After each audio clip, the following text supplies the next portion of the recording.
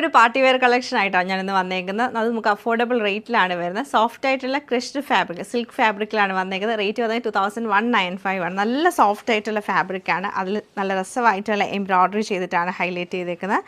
Bottom നമുക്ക് സാൻഡൂൺ സിൽക്കിലും, ദുപ്പട്ട വരുമ്പം ഓർഗൻസയിൽ ഫുള്ളായിട്ടും embroidery ചെയ്ത് ദുപ്പട്ടയാണ് പെയർ ചെയ്തേക്കുന്നത്. പിങ്ക് ടോൺ വരുന്നുണ്ട്, ലൈറ്റ് ഒരു ഗ്രീൻ ടോൺ, പേസ്റ്റൽ ടോണിലേക്കാണ് വന്നേക്കുന്നത്. പിന്നെ നമുക്ക് വരുന്നത് നല്ലൊരു ലാവൻഡർ ഷെയ്ഡാണ്. ഇത്രയും ഷെയ്ഡ്സിലാണ് ഇത് വരുന്നത്. ഫസ്റ്റ് പാറ്റേൺ നമുക്ക് വരുമ്പോഴത്തേക്ക് ഈ ഒരു നല്ല സോഫ്റ്റ് ആയിട്ട് ഫാബ്രിക് നല്ല സോഫ്റ്റ് ആയിട്ടാണ് വരുന്നത്.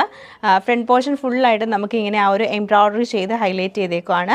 സെയിം കളർ ടോൺ തന്നെ സാൻഡൂൺ സിൽക്കിൻ്റെ ബോട്ടാണ് പെയർ ചെയ്തേക്കുന്നത്. ദുപ്പട്ട വരുമ്പോഴത്തേക്ക് ഓർഗൻസയിൽ നമുക്ക് നല്ല തിക്കായിട്ട് ഫുൾ എംബ്രോയ്ഡറി ചെയ്ത് ഹൈലൈറ്റ് ചെയ്ത് നല്ല ഗോൾഡൻ ത്രെഡ് വെച്ചിട്ടുള്ള എംബ്രോയ്ഡറി ചെയ്താണ് ഹൈലൈറ്റ് ചെയ്തേക്കുന്നത്.